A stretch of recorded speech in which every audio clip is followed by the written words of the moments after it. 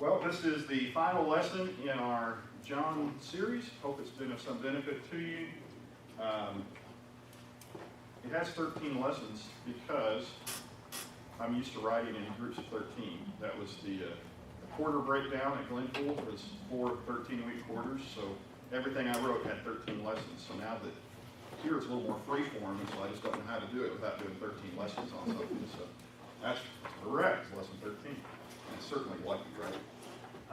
So tonight we'll cover John 21 and kind of have some final thoughts on it. And then at the end, to give you fair warning, I have some questions that I have from you. I need some feedback. This is the first time I've attempted a little booklet like this.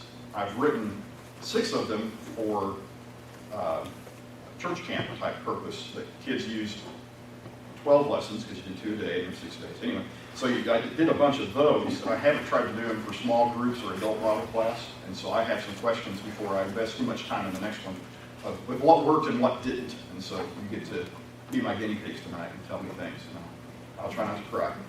All right, John 21 is where we want. I'm just going to read the whole chapter because it's well worth it. John 21.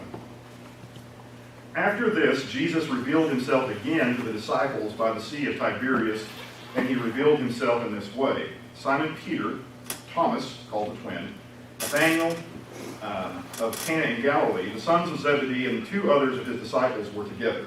Simon Peter said to them, "I am going fishing." They said to him, "We will go with you." They went out and got into the boat, but that night they caught nothing. Just as day was breaking, Jesus stood on the shore, yet the disciples did not know that it was Jesus. Jesus said to them, "Children, do you have any fish?" And they answered him, "No." He said to them, "Cast the net on the right side of the boat, and you will find some." So they cast it, and now they were not able to haul it in because of the quantity of fish. That disciple whom Jesus loved therefore said to Peter, "It is the Lord." When Simon Peter heard it, that it was the Lord, he put on his outer garment, for he was stripped for work, and threw himself into the sea. The other disciples came in the boat, dragging the net full of fish, for they were not far from the land, but they had about 100 yards off. When they got out on land, they saw a charcoal fire in place, with fish laid out on it, and bread. Jesus said to them, "Bring some of the fish that you have just caught." So Simon Peter went aboard and hauled the net ashore full of large fish, 153 of them. And although there were so many, the net was not torn. Jesus said to them, "Come and have breakfast." Now none of the disciples dared ask him, "Who are you?" They knew it was the Lord. Jesus came and took the bread and gave it to them, and so with the fish. This was now the 3rd time that Jesus was revealed to the disciples after he was raised from the dead. When they had finished breakfast, Jesus said to Simon Peter, "Simon, son of John, do you love me more than these?"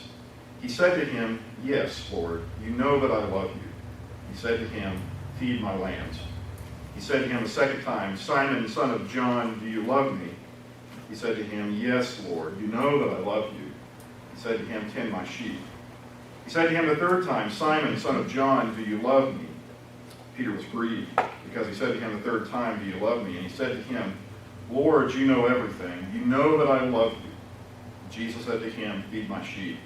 Truly, truly, I say to you, when you were young, you used to dress yourself and walk wherever you wanted. But when you are old, you will stretch out your hands, and another will dress you and carry you where you do not want to go." This he said to show by what kind of death he was to glorify God. After saying this, he said to him, "Follow me." Peter turned and saw the disciple whom Jesus loved following them, the one who also had leaned back against him during the supper and had said, "Lord, who is it that is going to betray you?" When Peter saw him, he said to Jesus, "Lord, what about this man?"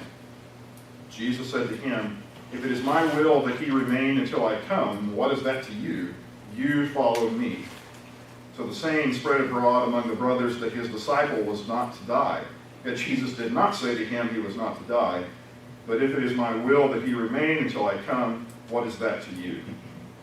This is the disciple who is bearing witness about these things, and who has written these things, and we know that his testimony is true. Now there are also many other things that Jesus did.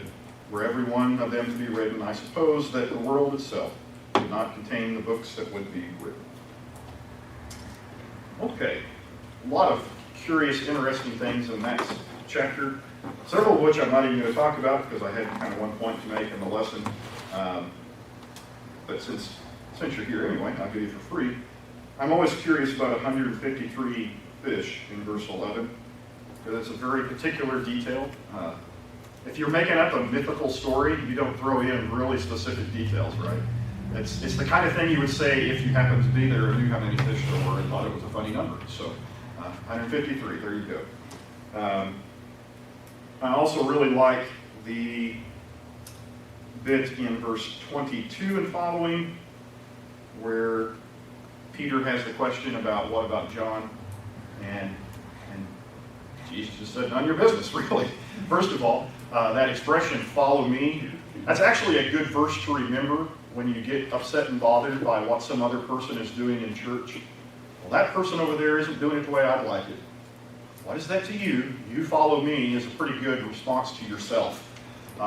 You got plenty of trouble, Peter. You just follow along.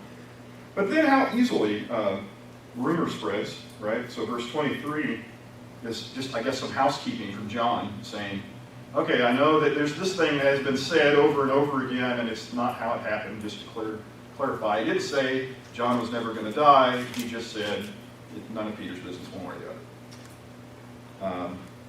Okay, so those are just random comments that I thought are interesting in that chapter before we do the lesson. My original plan was actually to just stop with the last lesson when I did the book and then even doing this class. But chapter 21 is interesting, all on its own. John basically writes two endings to his gospel. And there's an ending and then there's and one more thing. It's kind of what chapter 21 is. So look at the end of chapter 20, verses 30 and 31. Now Jesus did many other signs in the presence of the disciples which are not written in this book. These are written so you might believe that Jesus is the Christ, the Son of God, and that by believing you may have life in his name. That's a perfectly good ending, right? Told you everything I'm going to tell you. That's what you need to know, the end. And one more thing. He gives you another ending. And then the second ending ends in a very similar way. Now, this isn't all the things I could have said, but it's all I'm going to say for now. Thinking of preachers for a minute, it doesn't surprise me at all because we don't know how to quit. You know what it means when a preacher says in conclusion? Absolutely nothing. Read the book of Philippians. The first, there's 4 chapters of Philippians, which means chapter 3, verse 1 is the middle verse of the book, right? Chapter 3, verse 1 says, now finally, it's the halfway point of Philippians, so we all do it. And John says, I'm done, but you know what? I'm not done. And so, what I want to do tonight is just look at chapter 21. What do we get out of that? If he thought, this is the end, it's wrapped up, there's a nice place to stop, and the Spirit, in coordination, prompting John, says, well, one more chapter. What do we get out of this chapter that we wouldn't have got if it stopped at the end of chapter 20? Is what we're looking for tonight.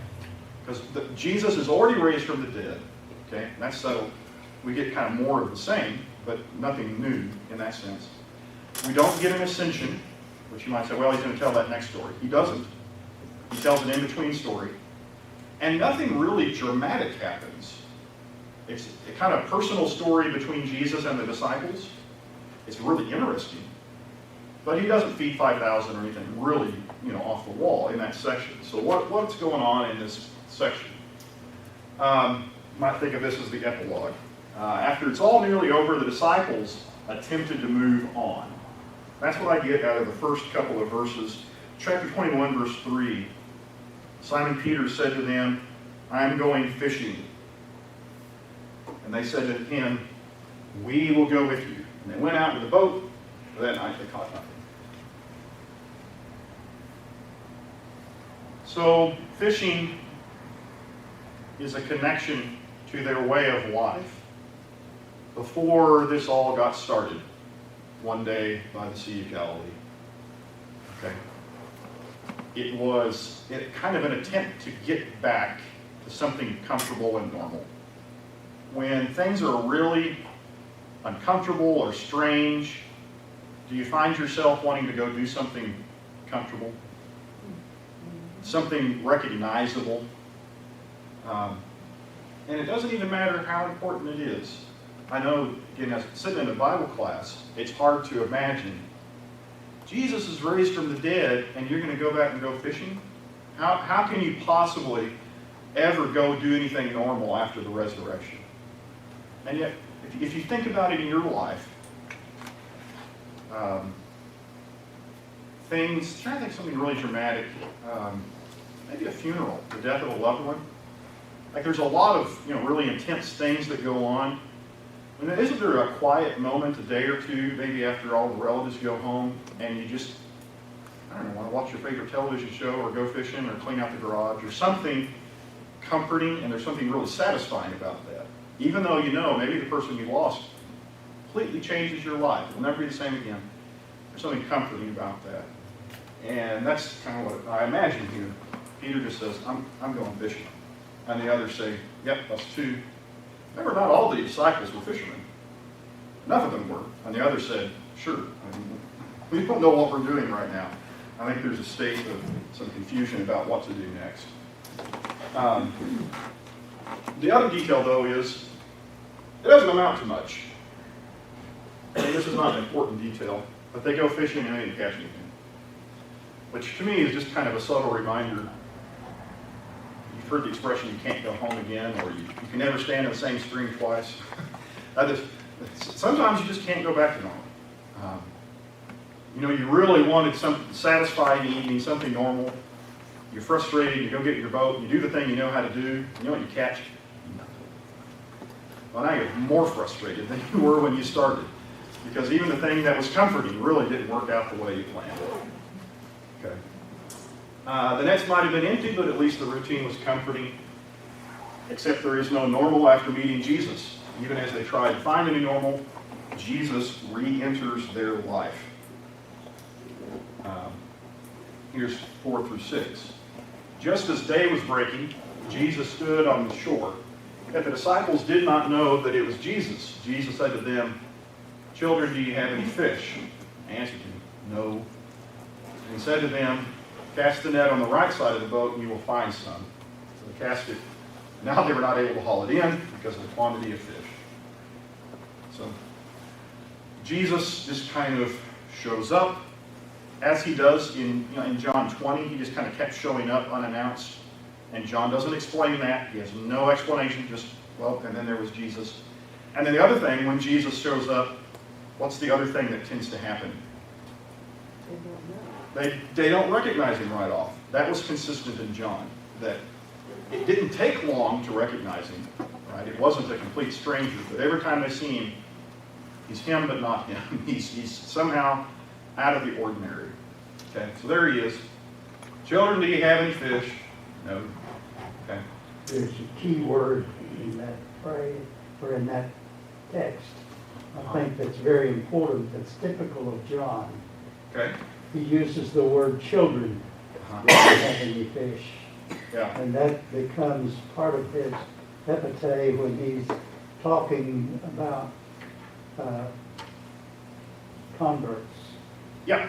In 1 John, the epistle, the word children is used over and over and over and over again. It's how John ends up referring to I won't say his disciples, but the disciples that he taught personally. And that's the way he remembers Jesus talking to them. So, cast the net on the right side of the boat. All right. Anybody want to tell me what good it does to throw the net on the other side of the boat under normal circumstances? I mean, have you ever, I don't even have to really ask this, but I know the answer. Have you ever done something you know how to do and have trouble doing it, and then have somebody that you know doesn't know what they're doing tell you how to fix it? Isn't that fun, right? When you're working on something, well, what about this? That has nothing to do with it. So they're trying to be helpful. So again, just to me, it's such a human scene, that you can imagine the disciples just getting that much more frustrated. But hey, hadn't caught anything yet. So they throw it on the other side. And sure enough, they catch more than they can handle. Colin? That's even a little puzzling because I can just see them out on that boat 100 yards off going, what? I mean, why they even complied Yeah. is a mystery to me. Yeah. Because they don't know it's Jesus yet, right? Just some strange guy on the shore hollering at them, calling them kids. Hey kids, catch anything? We'll try the other side. And they go along with it, you know, and it, sure enough, it plays out. Ben, don't you think at this point, Peter's having some vague remembrances of an earlier time when he was told by a stranger to throw his nets one more time?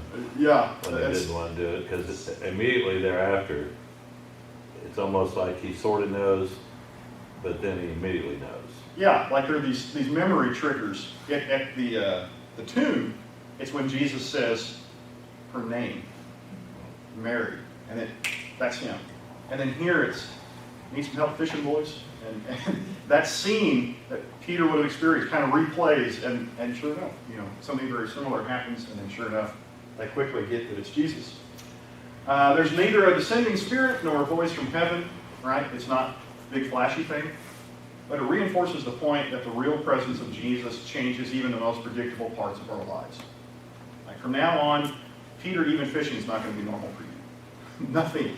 You think you can get on a boat and go out there and have some kind of normal life that's compartmentalized from being a disciple of Jesus. Jesus is on the shore, and you really don't get away from him. You never do. For these disciples, fishing was a business, not a hobby.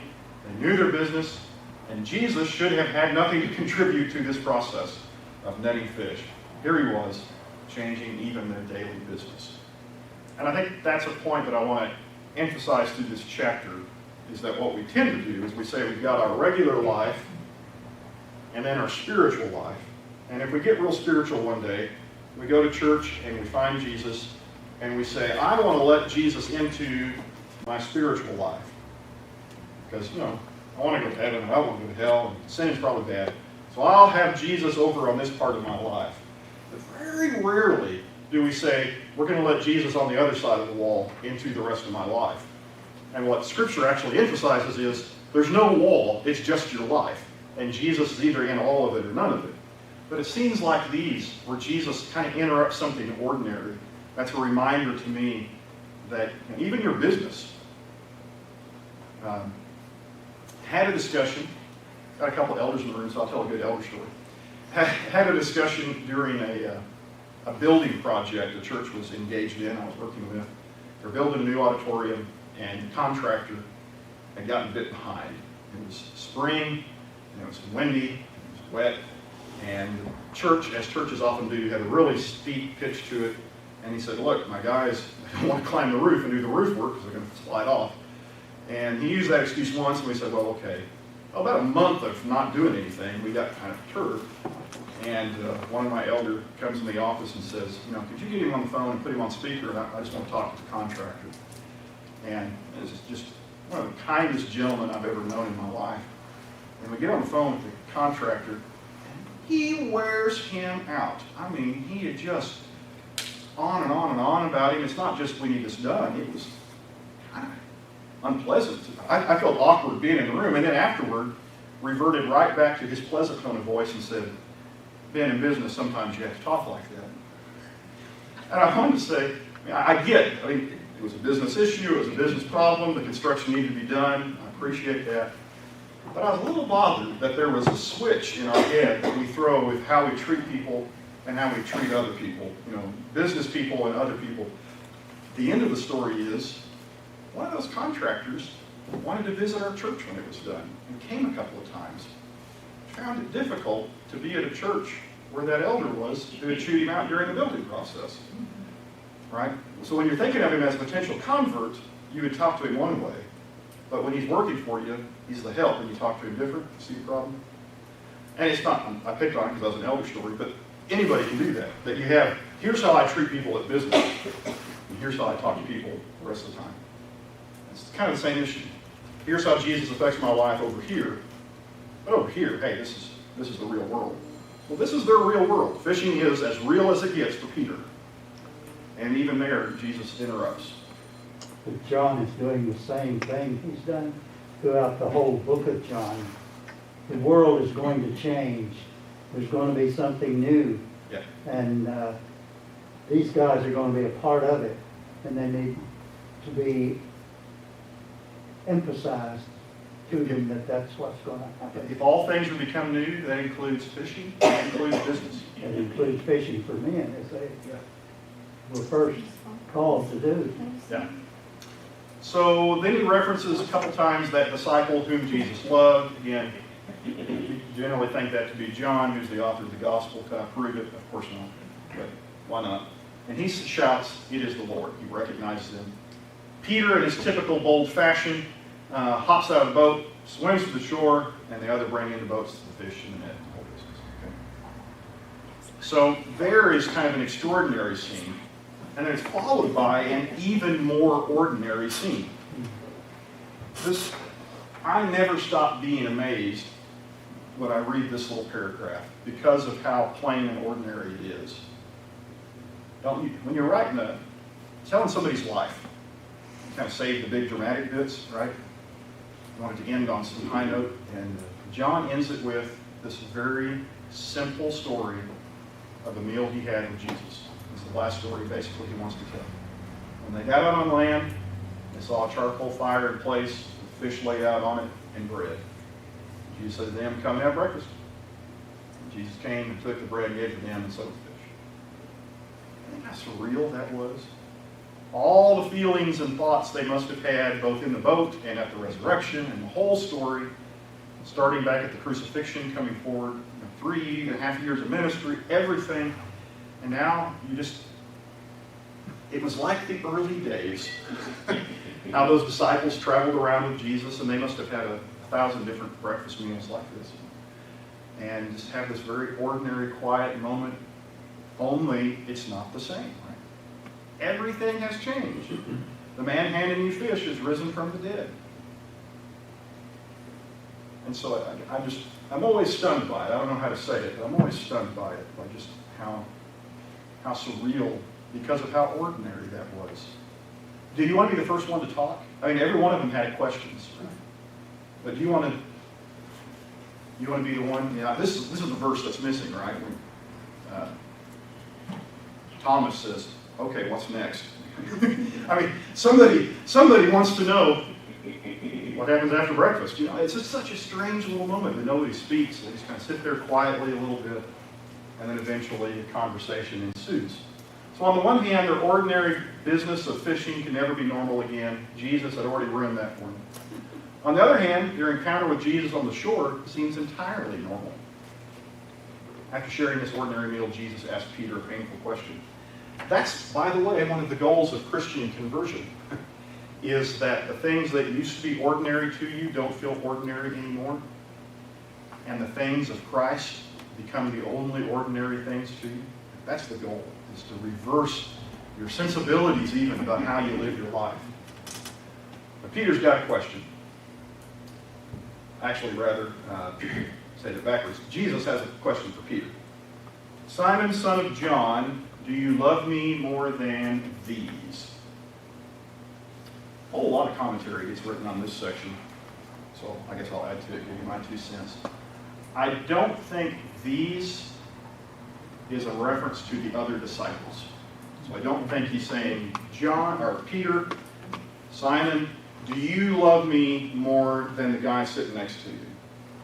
For one, that'd be kind of a funny thing to ask. It seems unlike Jesus to say, do you love me more than the other apostles? How would you answer that, by the way? Try that. Bill, do you love Jesus more than your wife does? Now, that's a funny question to ask, right? Why would you ask that? So I don't think that's what Jesus was asking, and I don't think the grammar actually allows it either. But anyway, what I think he's asking is not the disciples, but these things, right? They're surrounded. Okay, they got the boats, they got the net, they got the fish, they got all the implements of business, all the things that Peter had known his entire life. Do you love me more than you love that stuff? I think He's the one who pulled the whole 153 fish into the shore. Yeah, Peter brings the fish out of the boats and all that. He's kind of tending the business.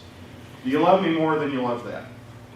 Now that sounds like a really Jesus-oriented question. Think of the rich young ruler. What do I need to do? Give up the thing you don't want to give up. Peter, do you love me more than all this stuff? Joy, you had a question? When does Jesus tell the disciples to wait in Jerusalem? In John, I don't know that he does. That's an Acts, isn't it? Yeah. Very nice. Is it at the Ascension? Or is it before that? I think it's That's at the the Ascension. Ascension. Yeah, I believe that's Acts 1. Remember, It might be Luke he 24. tells Mary to tell him to go to Galilee, isn't that what they're doing there? That he had said, I told him I'd see him and somewhere go tell him to Mary at the tomb. Go before Those the- in Luke. It's Luke. Is that Luke where that Luke was? 24. Joe? I think if it wasn't Acts, it was Luke.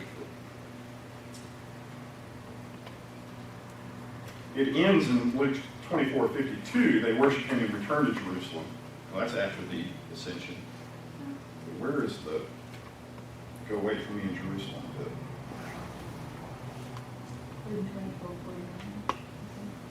Well, at the Luke 24. At the resurrection at the tomb, he tells Mary to go tell him that he will go before them into Galilee.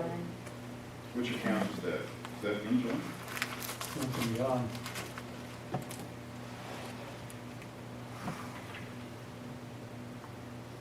Is it 49? 49 is Luke 24 he's talking about. Yeah, that's what Mark was Go talking in about. wait in the, stay in the city Yeah. of Jerusalem until you've been clothed with power from on high. Exactly. Yeah. So I'm not sure that he says that in John at all.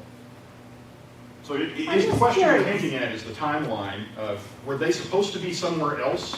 Yeah, Here? that's what I'm wondering is, Yeah. if they already know, if Peter already knew, and this is supposition because I don't know the timeline, Yeah.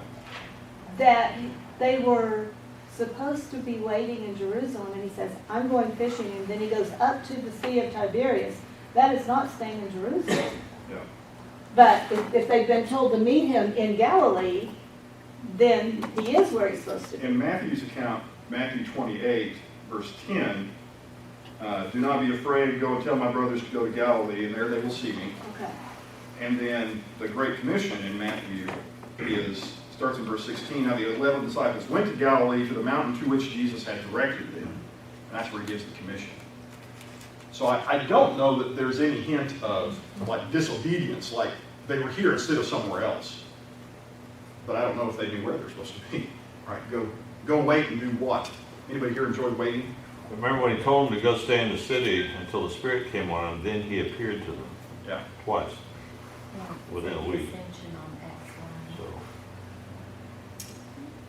So the timeline is not entirely clear to me, but I certainly couldn't prove that they weren't supposed to be here. I was just trying to figure out a reason why he was saying, following the example you're giving Yeah. of, do you love me more than these? Do you love me more than what you've been doing for a livelihood? Are you going to stay here? Are you going to come follow me like I want you to? Yeah. I mean, I don't know.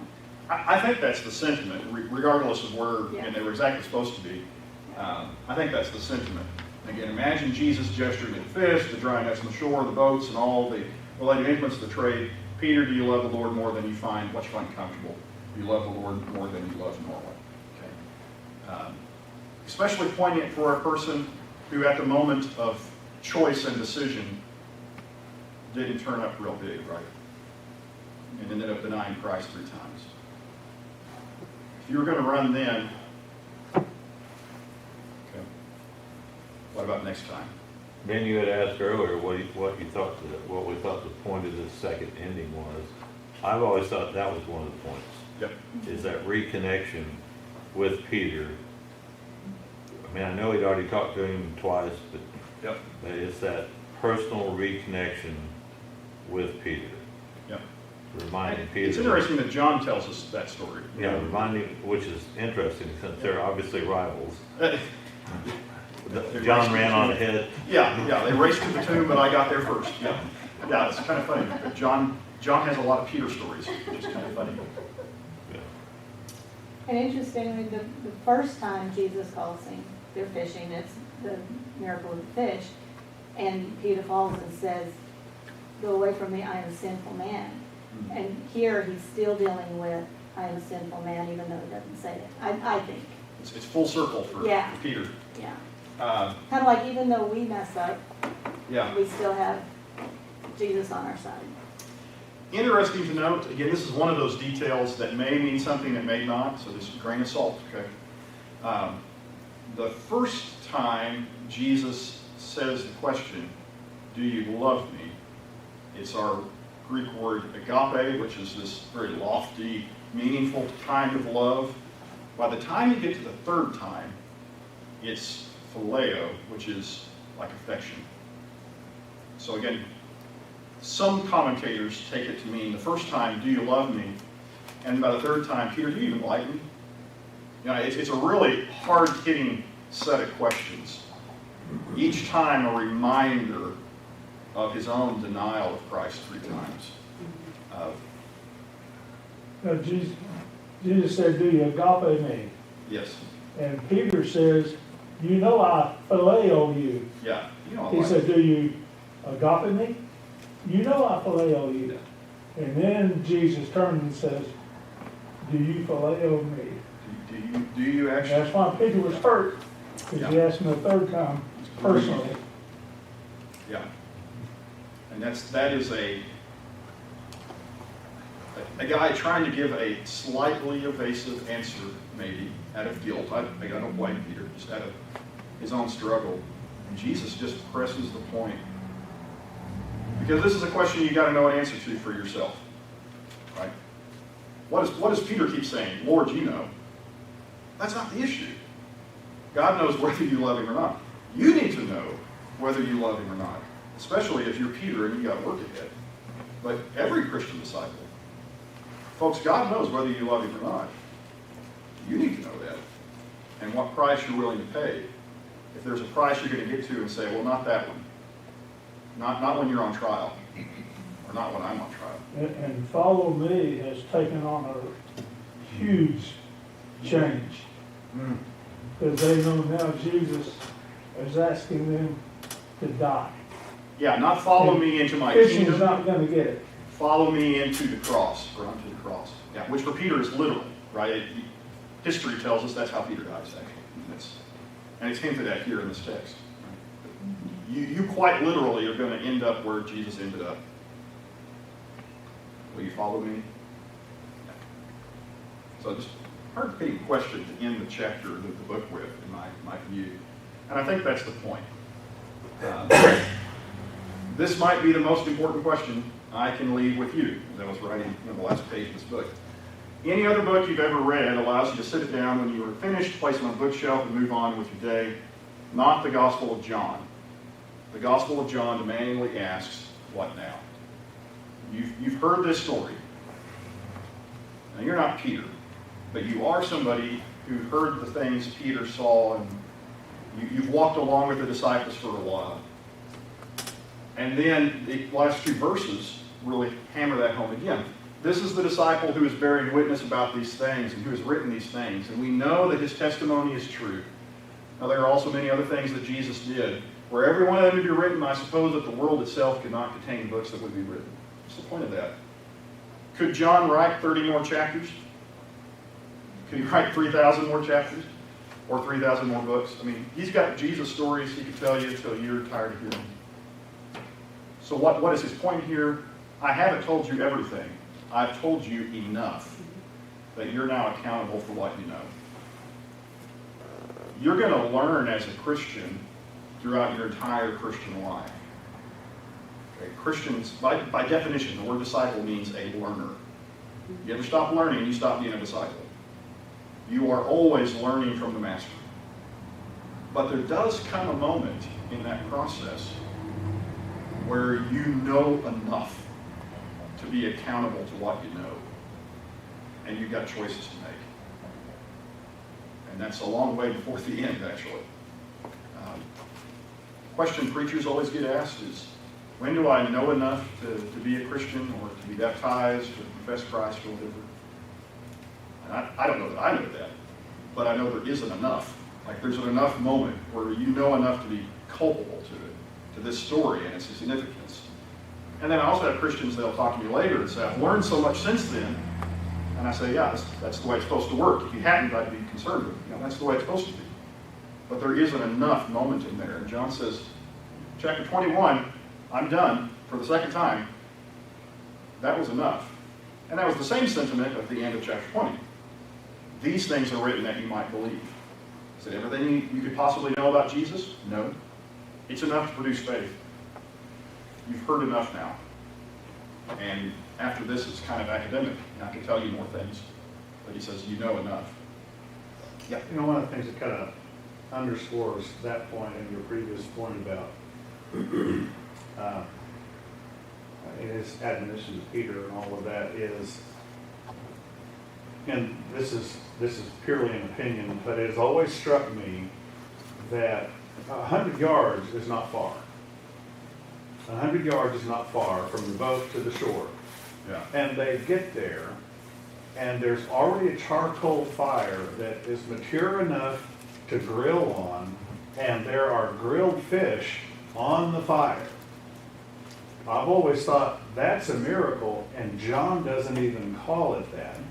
But it's in my mind, that's in all likelihood a miracle. And it's, pardon? And bread, yeah.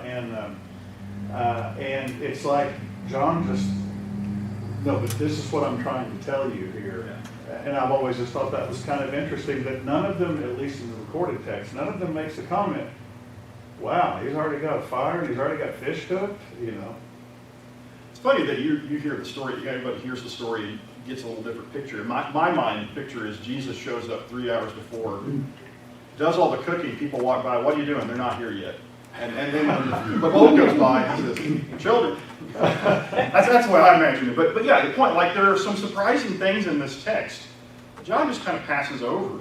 Even the bit about, John just mentions it, oh, and he predicts that how Peter will die. Just throws it in passing. You know, that's pretty wild. And at some point, you've heard enough, right? There's only 7 major miracles in the entire Gospel of John. Why doesn't he tell you 8? 7 was enough. He said, you got the point, or you don't. So,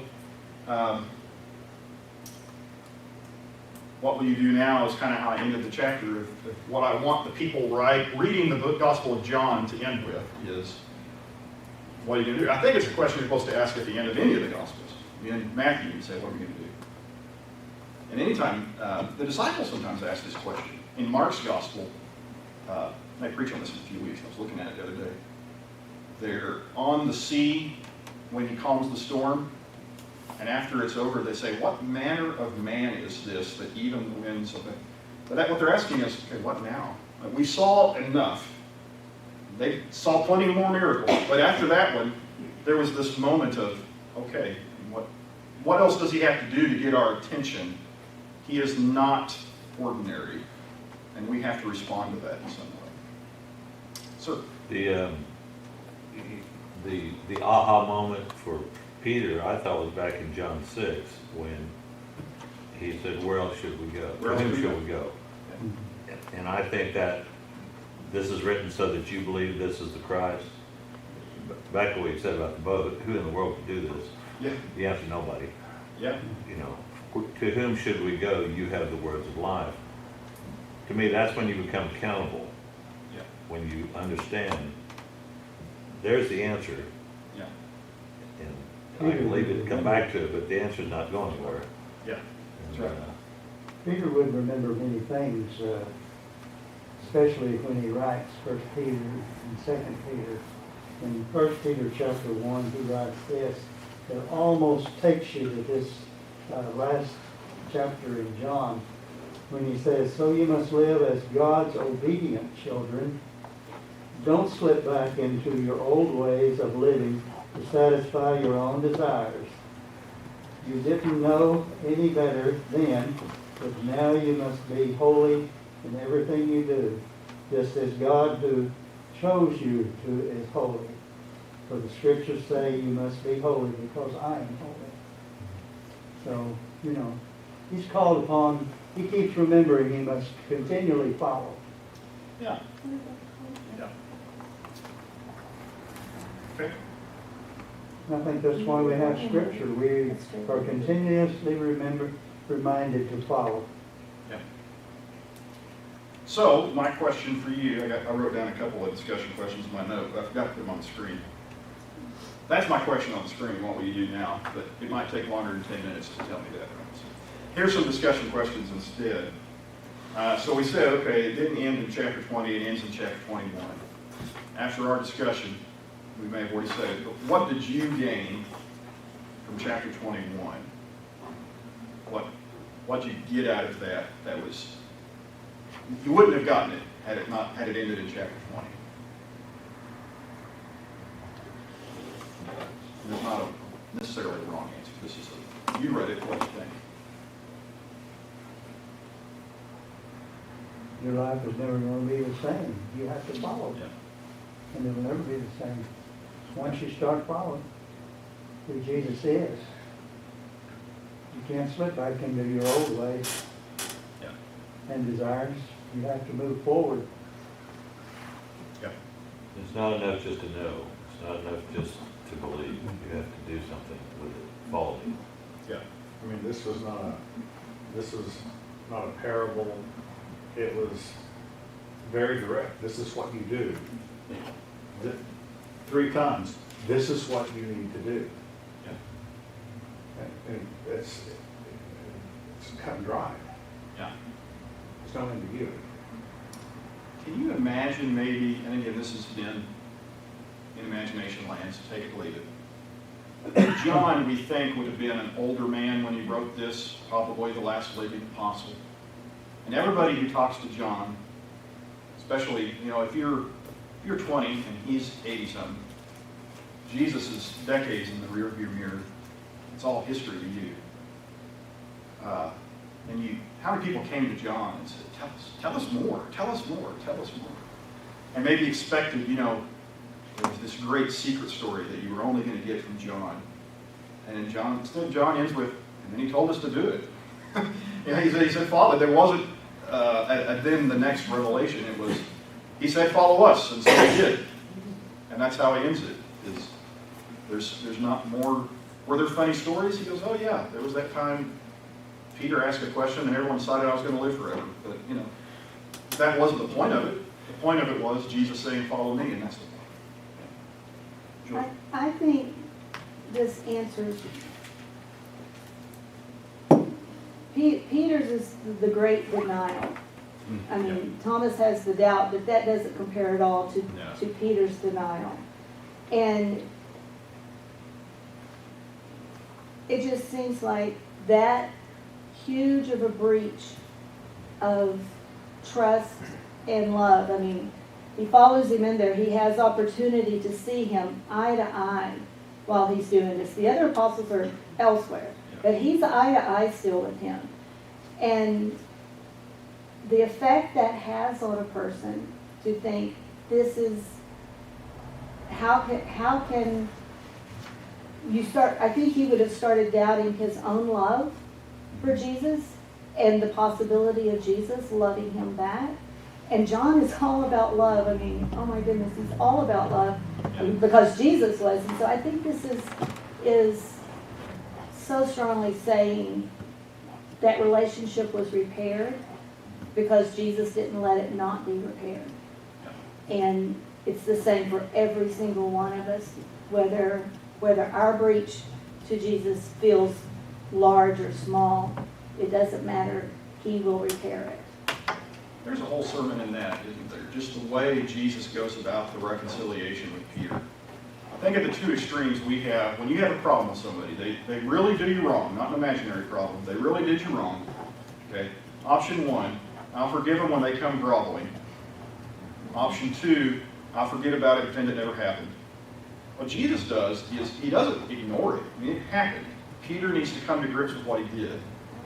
But he doesn't wait for Peter to bring it up. He goes to Peter and makes it a point, we need to talk about this. There's something there about reconciliation that sounds like the kind of thing Jesus teaches quite a lot. Okay, that's the end of my class on John. Now you get to be my guinea pigs for about 5. Oh, One of the, just well, kidding. just Almost. one of the other things that get out of this is how easy it is to compare yourself to other people Yeah, and feel justified with your righteousness. yeah. And that's I what wonder was who done. spread Yeah, you the made a good rumor. point. I'm thinking about it. Yeah. But that's really that bit about what's it to you, follow me. It's really sticks with me a lot. There's a passage I stumbled onto in a time in my life when I was trying to figure out what I thought about a lot of things and trying to decide, you know, like every young preacher does at some point, am I the only one that knows everything and has it all right? And you start judging everybody and you do the thing you do. And you start to think about that. And you think, well, that can't possibly be it. And this answer is, you follow me. You got convictions and you got things you study and you know, and that's great. And I'm not to say you ignore your brothers and sisters, but who are you to judge another man's servant? John's not your problem today, Peter. You got plenty on your plate. You follow me. In churches of Christ, we've had this struggle between, we have these convictions that we think are important, and then kind of the opposite extreme is we're the only one that know anything, we're the only ones that right kind of attitude. And I think this verse is just so helpful to say, I feel like I know what I know, and I know how to follow Jesus, I think, and I can get better at it. I don't have to get real worked up about everybody else in the world all the time that are trying to follow Jesus at least. My friend took a tour of an Eastern Orthodox, I don't even know what they call it. They're not really a temple, but Eastern Orthodox place of worship. And in case you didn't know, Eastern Orthodox are the only other people on the planet that get asked as often as we do y'all think you're the only ones going to heaven? Because Eastern Orthodox, they're pretty exclusive about their views. This is the way it is, and if you're not doing it right, you're not doing it right. And so, sure enough, my friend's taking the tour with this group, going through looking at all the icons and things, and somebody just can't contain themselves. Father, so, do you believe you're the only ones going to heaven? And the Eastern Orthodox father says, I've decided it's not my job to tell people where Jesus isn't, just where he is. I thought, that's such a good answer. Like, he doesn't have to say, here's what I think everybody else. He said, I found Jesus here, and that's enough, and I don't mind telling you that. And I don't have to have an opinion on everybody else in the world. I'm going to steal that one. It's pretty good. Yeah. Here was the 5 minutes of feedback I'd like, just for a moment before I turn you loose, totally self-serving. This is the first time I produce a little book like this to go along with an adult class. I've done it for kids' classes. So my question is, number one, did you can tell on yourself, I won't even be mad, did you read it before you came to class, and was it helpful if you did?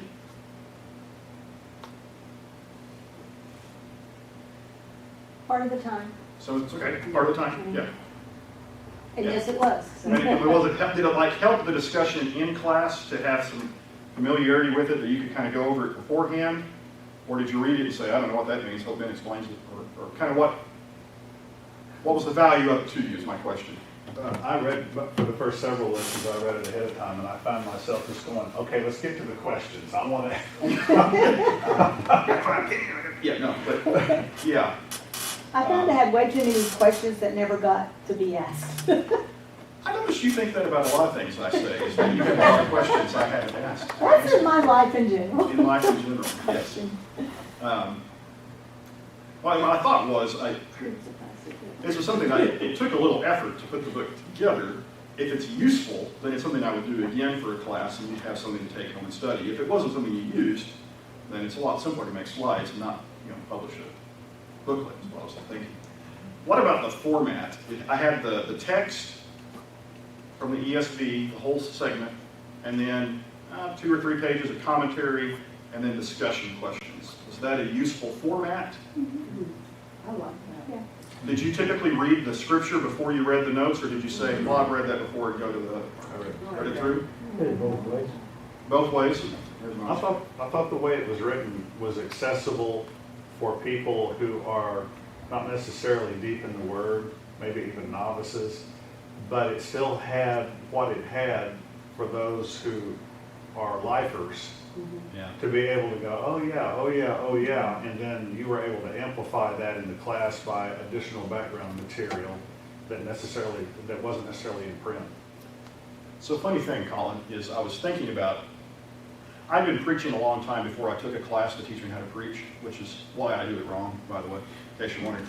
But I was wondering, where did I start writing the way I do or teaching the way I do? And I was taking my dad to a doctor's appointment the other day, and my dad said, you know, when you preach, so you're never too young for your dad to say, you know, and so he said, you know, when you preach, it's supposed to be like a plate at dinner.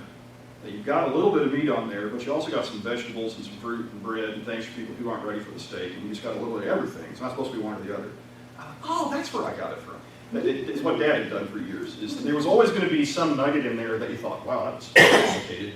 But then there was also going to be something that was the one sentence bit you could take home, and that's what I was shooting for. I said I've written 6 or so workbooks for children's camp, and a nice lady named Debbie Whitchurch, who was our Felicia at Glenpool, worked with children's programs, would always read them before I gave them to the kids, and with big markers say, none of this is anything kids will understand, take this whole section out, rewrite this, you can't use that word. And so I've always had trouble aiming for the audience, but that was the audience I was aiming for, was somebody who might know something about the Bible but want to know more, a curious person. But that's a hard target to hit, is what I'm finding out. But the format, on the whole, that was kind of acceptable. Okay, that was what I'm curious about. Don't get a lot of feedback, so thank you, appreciate it. Next week, we'll start a class on generations, very exciting stuff. And the question is, how do you have a multi-generational church? Right? The goal is not to have a church where everybody has gray hair or everybody is really young. I've seen both, neither of them are good. You want a church where you got all generations of people present, and that's a challenge because no two generations think alike. So we're going to talk about it in May, and then we're going to try to do it in June and July. I'm going to make you talk to some people that are different ages than you and see what happens. It'll be fun. I'm gonna have a little book. Huh? And there'll be no book, that's right. Because you're